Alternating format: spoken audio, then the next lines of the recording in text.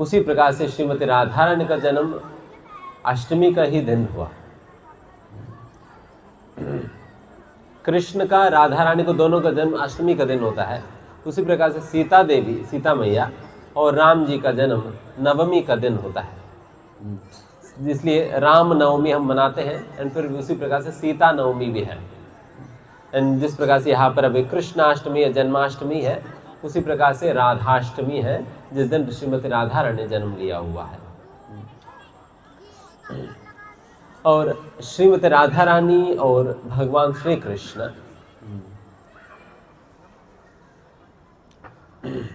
दोनों में किसी भी प्रकार की अंतर नहीं होता, राधा और कृष्ण में। बिकॉज कृष्ण के बिना राधा का कोई मतलब नहीं है, न राधा के बिना कृष्ण कभी कोई मतलब नहीं है। ये दोनों ही एक ही आत्मा है, बल्कि दो शरीर धारण किए हुए हैं। दो शरीर धारण किए हुए हैं, एक ही आत्मा है। तो उस प्रकार से श्रीमती राधा रानी और कृष्ण में किसी प्रकार के अंतर नहीं है।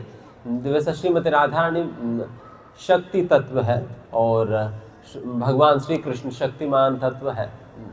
जिस प्रकार से शक्ति और शक्तिमान को कभी हम अलग नहीं कर सकते हैं, उसी प्रकार से श्रीमती राधा रानी और कृष्ण को कभी अलग नहीं किया जा सकता है, कभी अलग नहीं किया जा सकता। शक्ति और शक्तिमान दोनों साथ ही रहते हैं। कभी भी शक्ति को आप शक्तिमान से अलग कर नहीं सकते। अगर शक्ति को शक्तिमान से अलग कर दिया तो उन्होंने शक्तिमान कहा ही नहीं जाएगी। एनर्जी है तो तभी एनर्जेटिक है, एनर्जी नहीं तो फिर एनर्जेटिक कहा रहा है। इसलिए शक्ति के बिना शक्तिमान का कोई अर्थ नहीं है, शक्तिमान के बिना शक्ति को भी हमेशा कोई ना कोई आश्रय चाहिए होता है। आश्रय के बिना शक्ति अपने आप में एग्जिस्ट नहीं कर पाएगी। तो इसलिए शक्ति के आश्रय के रूप में शक्तिमान और शक्तिमान के साथ शक्ति, इस प्रकार से दोनों कभी भी अलग नहीं हो सकती। इसलिए हमेशा राधा कृष्ण, सीता राम, लक्ष्मी नारायण इत्यादि हम इस प्रकार से उन्हीं का ही उपासना करते हैं, उन्हीं का ही पूजा करते हैं। एंड तभी जब हम कृष्ण का भी पूजा करते हैं तब हम राधा और कृष्ण की पूजा करते हैं। जब नाम भी लेते हैं तब राधा कृष्ण का नाम लेते हैं, क्योंकि दोनों मिलकर ही, राधा और कृष्ण दोनों मिलकर ही परम सत्य है। परम सत्य है। राधा के बिना परम सत्य जो है अधूरा रह जाता है। एंड वैसा तो भगवान श्री कृष्ण सर्वज्ञ है। सर्वज्ञ है इसका मतलब ये हुआ कि भगवान श्री कृष्ण सब कुछ ही जानते हैं। अगर भगवान श्री कृष्ण सब कुछ जानते हैं और परम सत्य का मतलब है उनके अंदर सब कुछ ही सम्मिलित हुआ होना होगा। अगर कुछ नहीं है देन फिर वो अधूरा माना जाता है।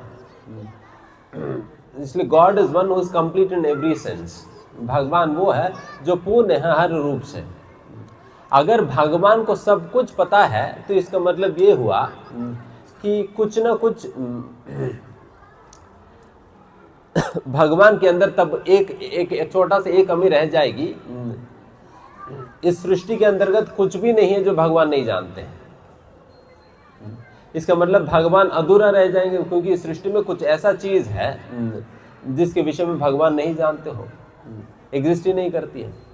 तो इसलिए सृष्टि के अंदर कुछ ना कुछ ऐसा चीज होनी चाहिए जो भगवान भी नहीं जानते हैं।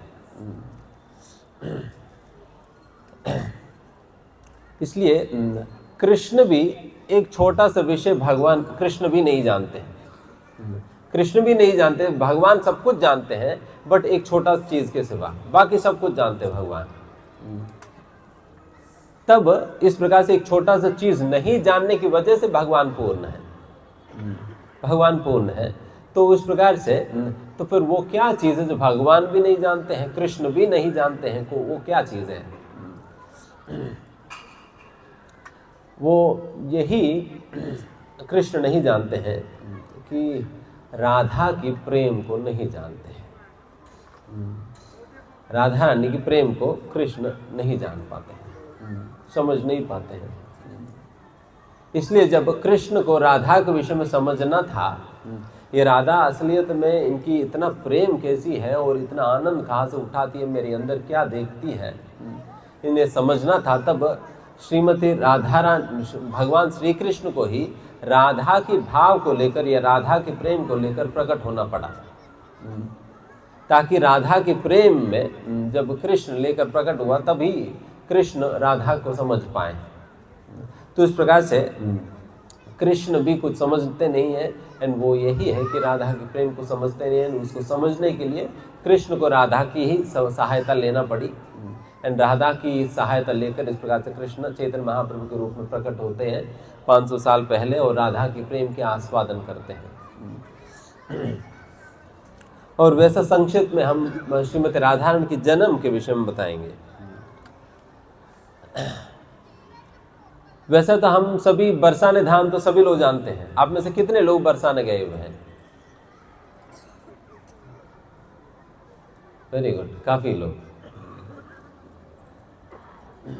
बट श्रीमती राधा रानी का जन्म ये रावल में होता है। हालांकि हम बरसाने वाली तो कहते तो है भी, राधा रानी बरसाने वाली तो है ही, बट साथ ही साथ श्रीमती राधा रानी का जन्म तो हुआ है वो रावल में हुआ है। एंड जब तक भगवान श्री कृष्ण गोकुल में रहे तब तक श्रीमती राधा रानी रावल में ही रही, तब तक श्रीमती राधा रानी रावल में रही। एंड फिर जब भगवान श्री कृष्ण 3.5 साल के उपरांत गोकुल से वो वृंदावन गए हुए थे, फिर नंदगांव आए हुए थे, तब श्रीमती राधा रानी जावट श्रीमती राधा रानी का ससुराल है, फिर बरसाने शिफ्ट होती है। तो इस प्रकार से बरसाने में ही रहती है फिर आगे जाकर। तो इसलिए फिर आगे जाकर फिर राधा रानी को बरसाने वाले के रूप में सभी लोग जानते हैं, बरसाना ही करके। बट उनका जन्म तो रावल में हुआ और उनका ससुराल जो है, जब अभिमन्यु के साथ शादी होता है तो उनकी ससुराल जो है जावट है। हालांकि ये बहुत विख्यात स्थान तो नहीं है साधारण लोगों के बीच में। एंड रावल एक समय पर जब भगवान श्री कृष्ण की जन्म हो गया था, सभी के सभी आ रहे थे भगवान श्री कृष्ण के दर्शन करने गोकुल धाम। एंड सभी नंद महाराज के महल आ रहे थे, कृष्ण के दर्शन कर रहे थे। एंड उसी जनता में एक नारद मुनि वहां पर नंद भवन में पहुंच जाते हैं।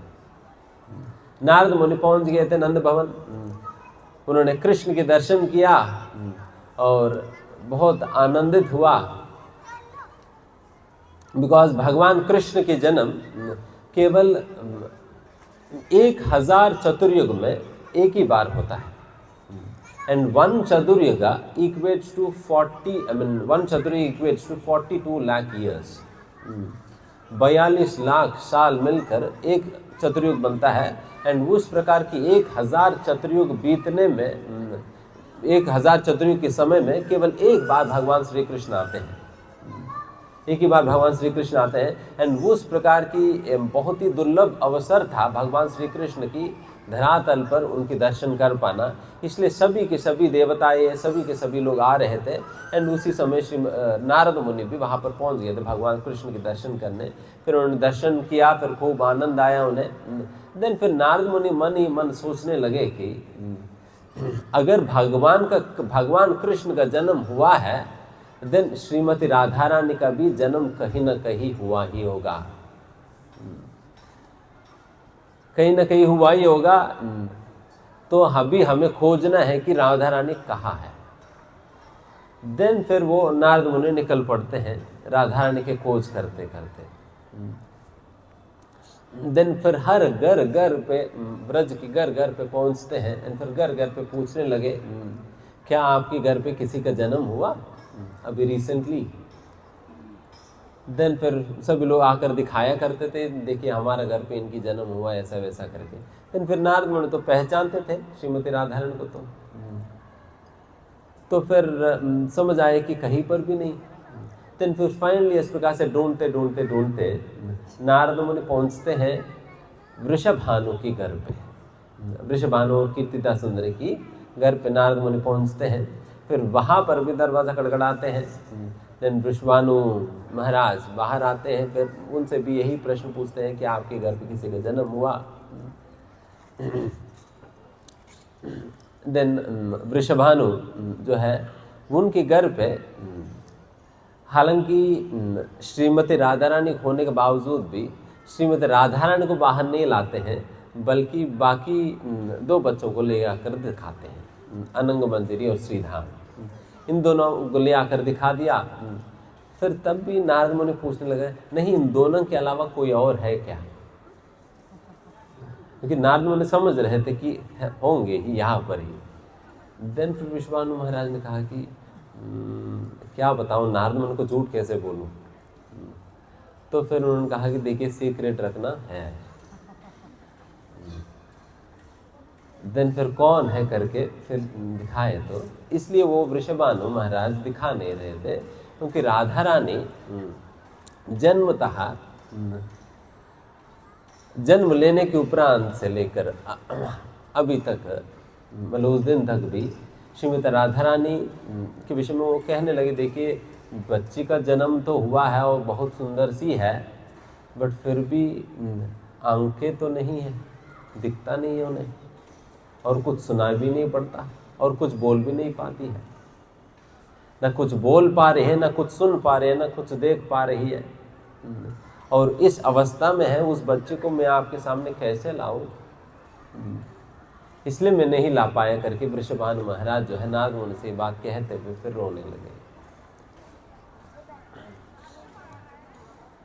इतने फिर वृषभानु महाराज फिर उनको बताने लगे कि उन्हें श्रीमती राधा की प्राप्ति कैसे हुई।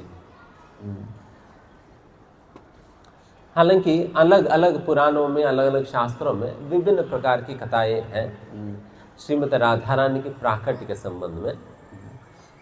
एक कथा में इस प्रकार से आता है कि पार्वती देवी किन का पुत्री है? हिमालय की।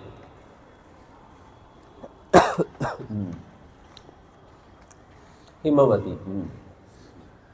तो वैसा पार्वती देवी, हिमालय की पुत्री पार्वती देवी, और उनको पति के रूप में शिवजी प्राप्त हुआ। जब उनकी पुत्री को शिवजी जैसा पति प्राप्त हुआ, देन फिर उनके अंदर थोड़ा सा अहंकार बढ़ा। सभी पर्वतों को दिखाने लगे, देखिए मेरा पुत्री का पति तो बहुत महान व्यक्ति है, शिवजी है करके सभी लोगों को दिखाने लगे। देन विंध्याचल पर्वत, उनको थोड़ा सा बुरा लगने लगा ये। देन फिर उन्होंने तपस्या की। और तपस्या करने के बाद फिर ब्रह्मा जी प्रकट हो, तो ब्रह्मा जी से यही प्रार्थना किया, हे ब्रह्मा जी, हम आपसे यही प्रार्थना करते हैं, हमें एक ऐसा पुत्री चाहिए जिनकी पति जो है शिव जी से भी बढ़कर व्यक्ति हो, तभी हमारा संतुष्टि होगा। शिव जी से भी बढ़कर व्यक्ति मेरे दामाद के रूप में आए, और वैसा पुत्री हमें चाहिए। देन फिर ब्रह्मा जी ने आशीर्वाद दिया। फिर आगे जाकर श्रीमती राधा रानी विंध्याचल पर्वत की पुत्री के रूप में श्रीमती राधा रानी का जन्म होता है। एंड जब जन्म हुआ था, उस समय इस मथुरा की प्रदेश में क्या चल रहा था कि भगवान श्री कृष्ण का जन्म तब तक हो गया था। एंड फिर कंस ने पूतना को नियुक्त कर दिया सारे बच्चों को मारने, जितने भी बच्चे अभी 10 दिन के अंदर जन्म लिया है, उन सभी बच्चों को मारने के लिए पूतना को कंस ने नियुक्त कर दिया। फिर पूतना तो अपने ड्यूटी में लगे रही, वो घर घर जाती थी, फिर जो बच्चे मिलते थे फिर उनको मार देती थी। इसलिए पूतना भाला गाती नहीं कहा जाता है, बच्चों को मारा करती थी एंड फिर उनकी खून पी लेती थी। तो उस प्रकार की पूतना है, तो फिर वो घर घर जाकर इस प्रकार से छोटे छोटे बच्चों को उठाकर ले जाती थी। एंड इस प्रकार से करते करते करते वो पहुंच गई विंध्याचल पर्वत की महल में, उनकी महल में पहुंच गई। एंड रात्रि के समय जब सभी लोग विश्राम कर रहे थे, उस समय राधा रानी जिस बिस्तर पे सोई थी, पूरा का पूरा बिस्तर को ही उठाकर चल पड़ी। तो फिर उड़ सकती है, तो फिर उड़ने लगी। छोटी बच्ची को फिर ले लिया, फिर बच्ची को लेकर फिर उड़ने लगी।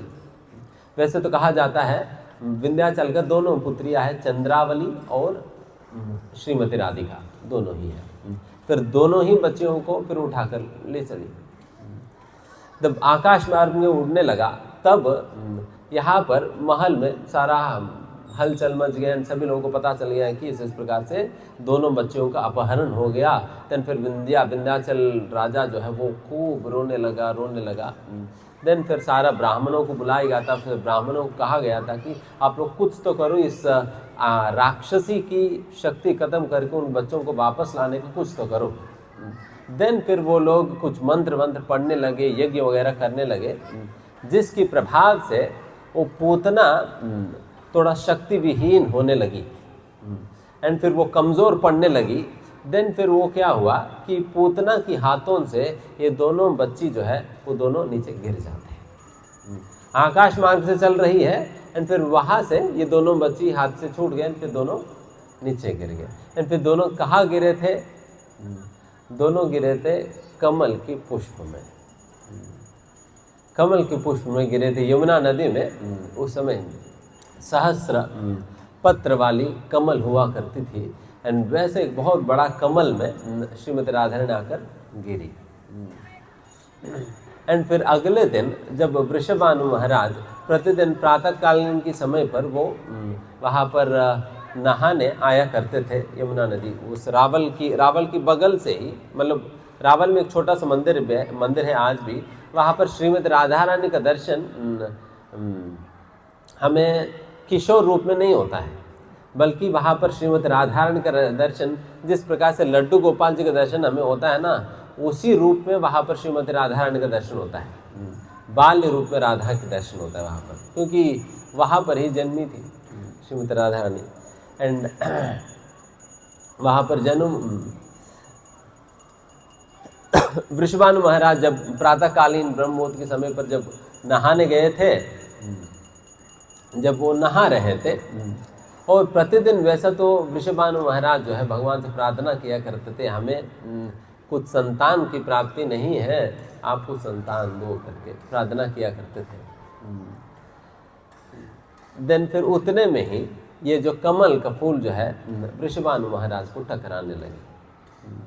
देन फिर वृषभानु महाराज आंख खोलकर देखा तो फिर उनके सामने इतना बड़ा कमल का फूल था एंड बहुत तेजोमयी थी। एंड फिर उस कमल का फूल की ओर जब वृषभानु महाराज ने देखा, देन गौर से देखने लगे।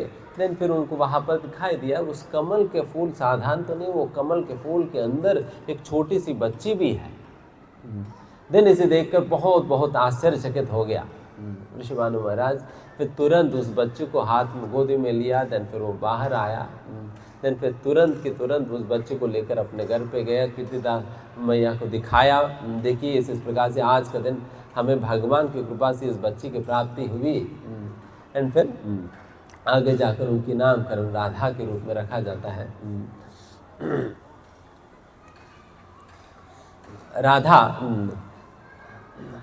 राधा नाम इसलिए रखा गया है क्योंकि भगवान श्री कृष्ण की आराधना, ये आराधना शब्द से राधा आता है।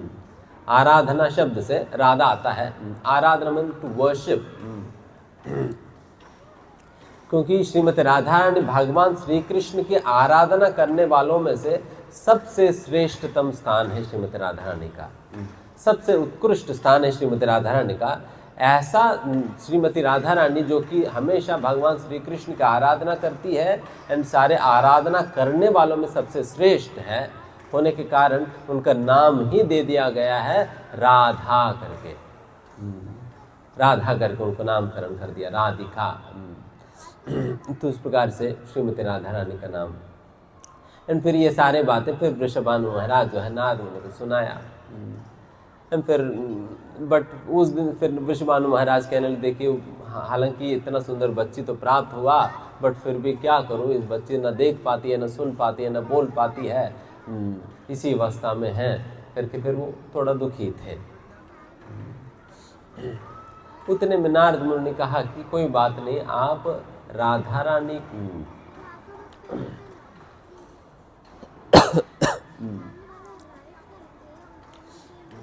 आप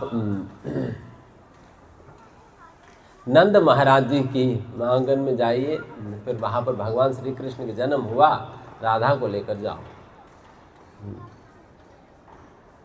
दिन फिर नंद महाराज के घर पे खूब उत्सव हो ही रहा था, खूब उत्सव चल रहा था, क्योंकि भगवान श्री कृष्ण जन्म होने के बाद ऐसा नहीं केवल नंदोत्सव का दिन एक ही दिन उत्सव हुआ, बल्कि कई दिनों तक इस प्रकार का उत्सव चला। दिन फिर जब वृषभानु महाराज राधा कीर्तिदा सुंदरी दोनों राधारण को लेकर जब भगवान श्री कृष्ण की घर पे नंद महाराज जी के महल में पहुंच गए थे, देन नंद महाराज और वृषभानु महाराज बहुत प्रेम से मिले, और फिर कीर्तिदा सुंदरी यशोदा मैया बहुत प्रेम से मिले, एंड सभी दोनों आपस में बात करने लगे।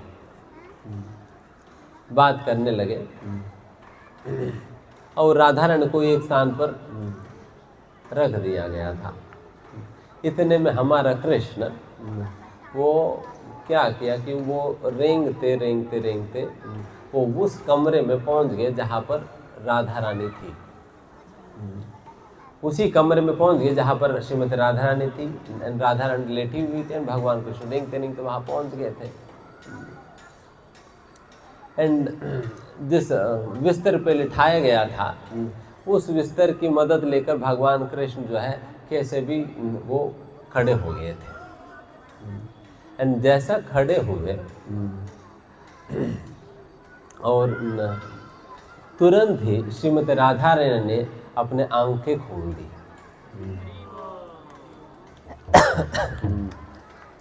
क्योंकि अगर आंखें खोले तो किन की दर्शन करनी चाहिए?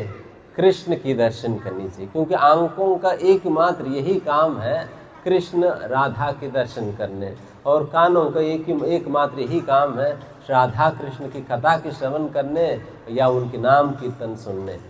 उसी प्रकार से मुंह के एकमात्र यही काम है कि भगवान की कीर्तन गाएं और भगवान की कथा कहें।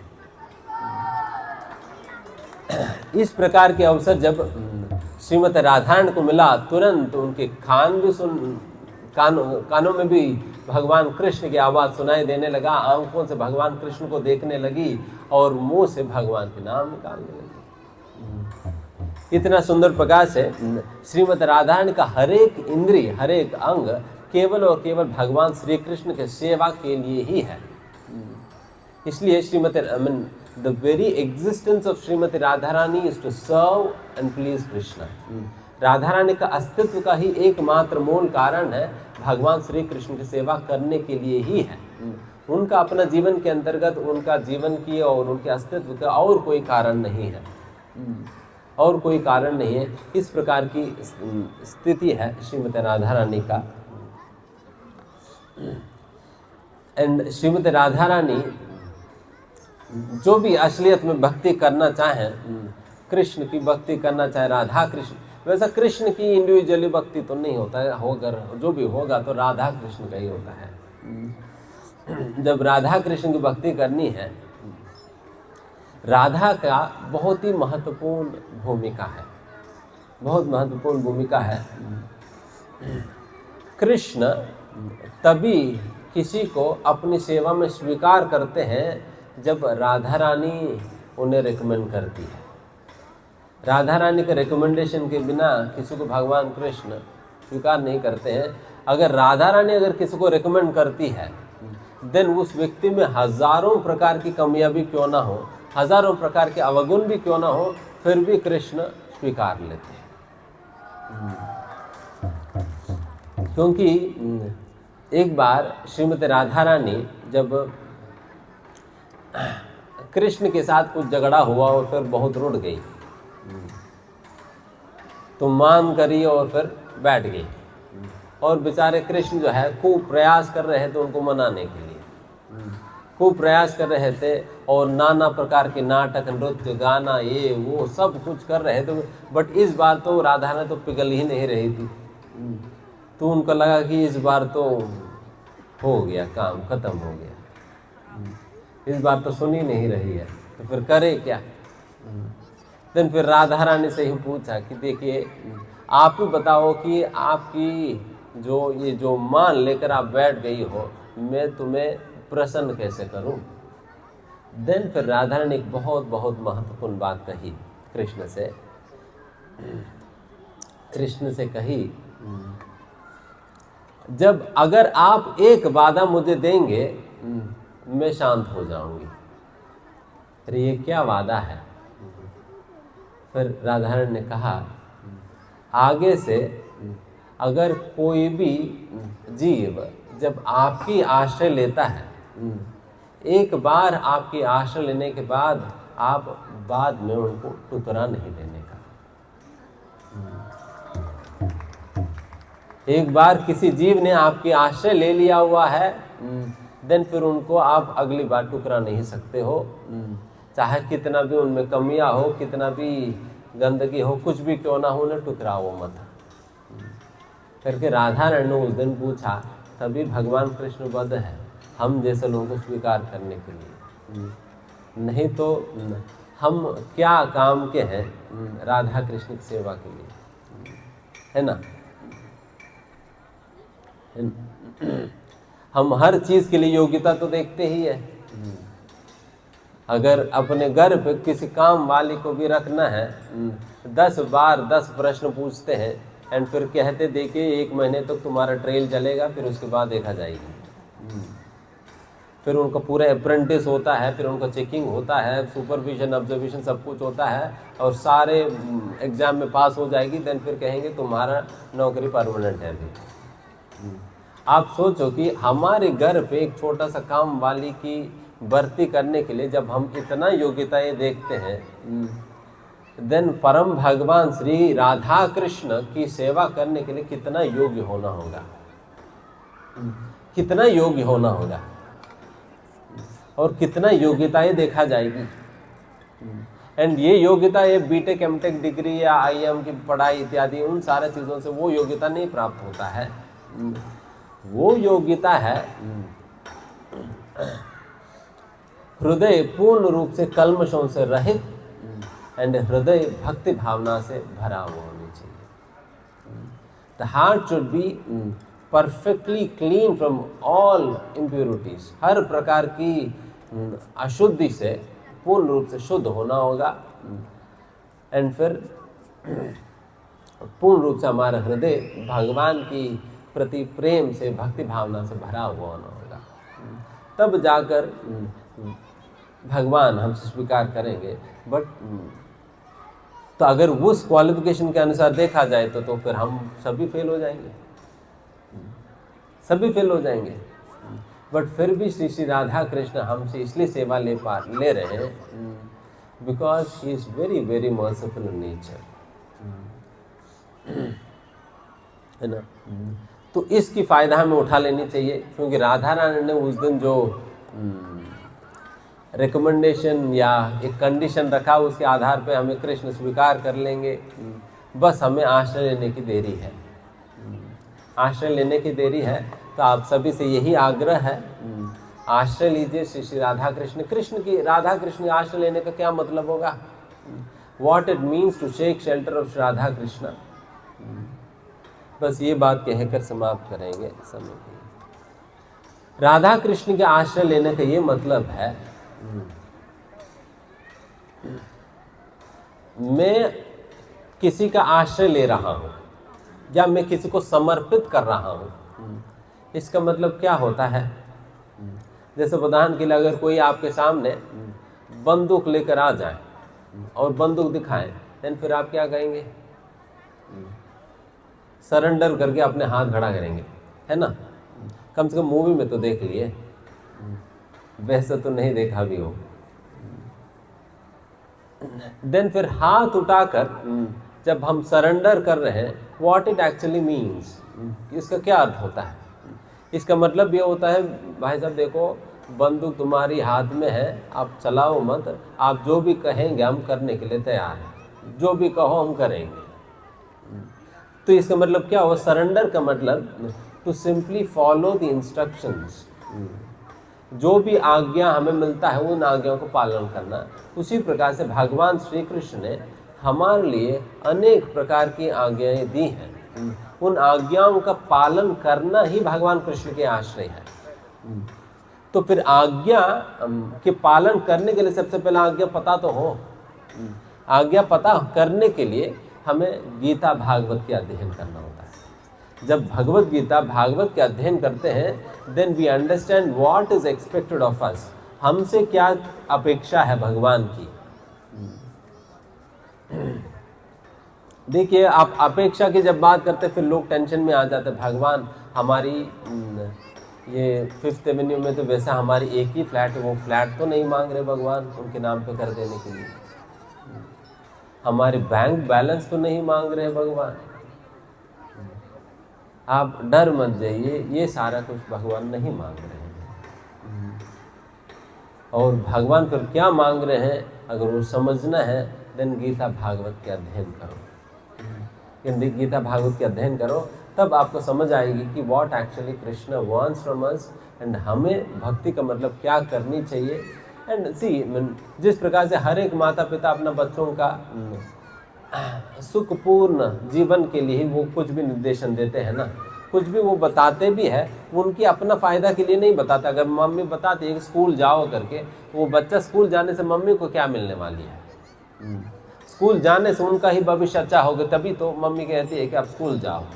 इस प्रकार से जो इंस्ट्रक्शंस है वो बच्चों का भलाई के लिए ही है। उसी प्रकार से जब भगवान कृष्ण भी कुछ भी कह रहे गीता में, वो केवल साधारण जीवों का भलाई को ध्यान में रखते हुए भगवान कह रहे हैं। तो उन आज्ञाओं को पालन करने से हम सुखपूर्वक जीवन जी भी पाएंगे और अंततः हम भगवान श्री राधा कृष्ण को प्राप्त भी कर पाएंगे। इस प्रकार की निर्देशन है। तो आप सभी लोग गीता भागवत के अध्ययन करिए एंड श्री राधा कृष्ण के आश्रय ग्रहण करिए, राधा कृष्ण की सेवा में लगिए। एंड वैसा ये जो राधा कृष्ण की जो आराधना और पूजा जैसा हमने अभी अभिषेक के रूप में किया है, फिर उसके उपरांत भगवान को भोग लगाया, एंड वही प्रसाद हम सभी लोगों को खिलाने वाले भी है। उसी प्रकार से आप अपने घर पे भी प्रतिदिन इतनी बड़ी पैमाने में आप कर तो नहीं पाएंगे, कम से कम अपने घर पे जो भी बनाते हैं वो तो भगवान को खिलाइए, भगवान को खिलाइए। हम रोज कुछ ना कुछ हम वैरायटी खाते हैं, कभी आलू पराठा बना लेते, कभी गोभी पराठा बना लेंगे, कभी कुछ और, फिर उसके ऊपर मक्खन भी डालो, फिर ये भी करो, फिर गरम गरम सर्व करो, फिर ये वो सारा कुछ। जब भगवान की बात आता है तो देन फिर वो मिश्री लगा कर भगवान कहते, भगवान जो हम मांगते वो पूरा कर दो, बट आप मिश्री खाकर संतुष्ट हो जाओ। भगवान को मिश्री और अपने लिए छप्पन भोग, तो फिर ये क्या भगवान है। तो फिर भगवान कौन हुए, हम या Krishna? Who is enjoying? So we are enjoying and we are unduly taking advantage of the Lord's silence. एक undue advantage ले रहे भगवान की साइलेंस का। तो इसलिए केवल मिश्री खिलाकर भगवान की सेवा निपटाओ मत, बल्कि भगवान को भी जिस प्रकार से आप अपने बच्चों को खिलाते हो, उसी प्रकार से भगवान को भी खूब अच्छे चीज़ें बना कर खिलाइए। एंड जो भगवान को खिलाते वही खाना चाहिए, जो भगवान को खिलाया जाता है वही खाना चाहिए। उसके सिवा तो बाकी और कुछ भी खाता है वो तो पाप है, वो तो पाप है। इसलिए उस प्रकार के पाप मत करिए। ये तो बहुत सरल चीज़ है। घर पे जो भी बनाया जाता है वो भगवान को खिलाइए, स्वच्छ रूप से बनाइए, लहसुन प्याज के बिना बनाइए, स्वच्छ रूप से बनाइए और भगवान को खिलाइए, वही चीज़ खाइए। This is the true antiseptic या एंटी कर्मा फ्री डाइट है। जैसा फैट फ्री फूड, ये फ्री फूड वैसा करके हम सुनते हैं ना, this is Karma free food है, जिसमें किसी प्रकार की कर्म की मिश्रण ही नहीं है, जो कम्प्लीटली प्योर फूड है। जैसे ही भगवान को भोग लगाया जाता है उसमें किसी भी प्रकार सारा कर्म धुल जाता है। एंड फिर वैसा डाइट सही में हमारा आध्यात्मिक और मानसिक जीवन के लिए बहुत बहुत महत्वपूर्ण है। इसलिए आप एक तो प्रसाद खाइए, एंड दूसरा हमारी अनुरोध है आप सभी से, ये जो हरे कृष्ण के कीर्तन हो रहे हैं उसका जप करो। कीर्तन तो हर घर में तो संभव नहीं होगा हर दिन। आप अकेला में ही आप जब नहा कर आप पूजा पाठ करते हो, उसी में 108 बार आप हरे कृष्ण महामंत्र ले लीजिए। इस प्रकार से 108 बार भगवान राधा कृष्ण के मंत्र, जिसे युगल मंत्र है हरे कृष्णा कृष्णा कृष्णा हरे हरे, हरे राम राम राम हरे हरे, ये महामंत्र लीजिए 108 बार। इससे एक माला माना जाता है। वैसे भक्त लोग तो 16 माला प्रतिदिन करते हैं अपनी नौकरी इत्यादि करते हुए भी, बट आप कम से कम एक माला आप शुरू कर सकते हैं। इस प्रकार से राधाष्टमी के उपलक्ष्य में इस प्रकार की ये 3 संकल्प लीजिए। एक तो एक माला राधा कृष्ण की नाम जप, इस प्रकार से हरे कृष्णा की मंत्र के जाप, एंड दूसरा भगवत गीता की अध्ययन, एंड तीसरा राधा कृष्ण को प्रतिदिन भोग लगाना। ठीक है, इमीडिएटली आप लहसुन प्याज नहीं छोड़ सकते, कम से कम वो चीज़ें भगवान को भोग लगाते हो जिसमें लहसुन प्याज आप नहीं डालते हो, कम से कम उतना तो कर दो। बेचारे उनको कितने दिनों से आपने भूखे रखा है। हम तो खूब खा खा कर मोटे हो जा रहे हैं। भगवान को भी कुछ खिलाइएगा। ठीक है, धन्यवाद। हरे कृष्णा। हरे कृष्ण। मैं श्री सोलंकी GC5 की तरफ से प्रभु जी का धन्यवाद करना चाहता हूँ। एंड प्रभु जी अपने इतने बिजी शेड्यूल में से अपना समय, बहुमूल्य समय निकाल करके हम लोग 5th वेन्यू निवासी के लिए ये कार्यक्रम में शामिल होने का समय निकाला, उसके लिए बहुत बहुत धन्यवाद। प्रभु जी अभी इस्कॉन नोएडा के को प्रेसिडेंट है, साथ के साथ महाराष्ट्र पंढरपुर के भी को प्रेसिडेंट है। इसके साथ साथ इस्कॉन के बहुत सारे बड़े प्रोजेक्ट जो प्रभु जी लीड कर रहे हैं। सो प्रभु जी का हम लोग पूरे GC5 निवासियों की तरफ से एक बार हरे कृष्णा मंत्र के साथ हम लोग धन्यवाद करेंगे। हरे कृष्णा कृष्णा कृष्णा हरे हरे, हरे राम राम राम हरे हरे। आप लोगों को अभी 56 भोग हो रहा है, उसके बाद आरती होगी, आरती के बाद कीर्तन है, कीर्तन के बाद